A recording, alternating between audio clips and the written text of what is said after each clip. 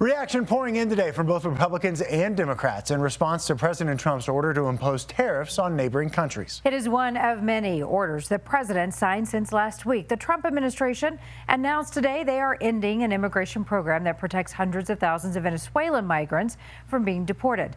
The end of this program means around 350,000 people could lose their protections. It's part of a number of orders the president has signed since addressing immigration.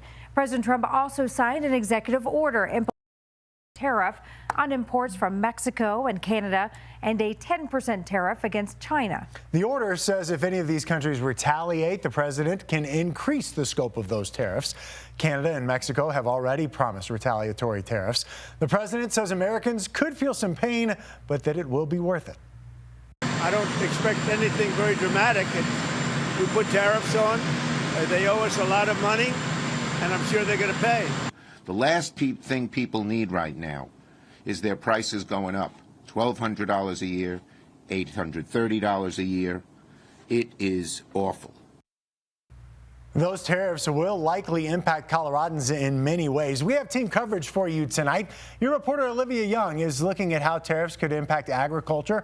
Your reporter Olivia Young also following this story for us tonight. Yeah, let's talk a little bit more about the farmers and the impact these tariffs could have on them. Yeah, well, it definitely probably will have one. Agriculture is, of course, a huge part of Colorado's economy. Cattle is Colorado's top commodity, followed by dairy and corn. Now, Canada is the #1 export market for Colorado, and Mexico is #2. But it's not just tariffs on U.S. goods that could impact Colorado producers.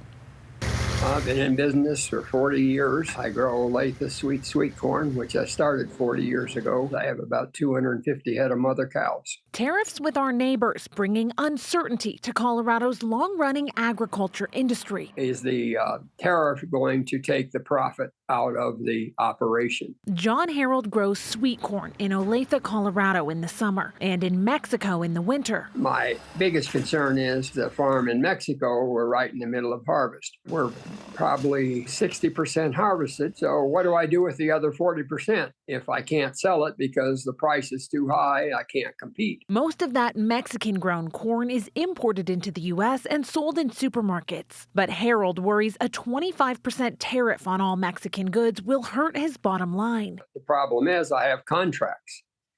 What are those contracts going to say when my costs go up 25%? Harold has spent decades planning around the weather, but says all he can do is wait for this impending storm to hit on Tuesday. The administration, I don't think, cares much about things like that. They don't understand planning. They don't understand the effect of what they do on a small business or even corporations. I wish they would really get a job in a supermarket and they might understand a little better how the system works. Doesn't export his calves to Canada, but other Colorado producers could be impacted by Canada's retaliatory tariffs, the first phase of which will take effect on Tuesday. Now, we export more than $420 million in animal meats to Canada each year, and the second phase of Canadian tariffs is expected to include products like beef, pork, dairy, and certain fruits and vegetables. Michael? Yeah, certainly something we'll be watching on Tuesday and beyond. Olivia, thank you.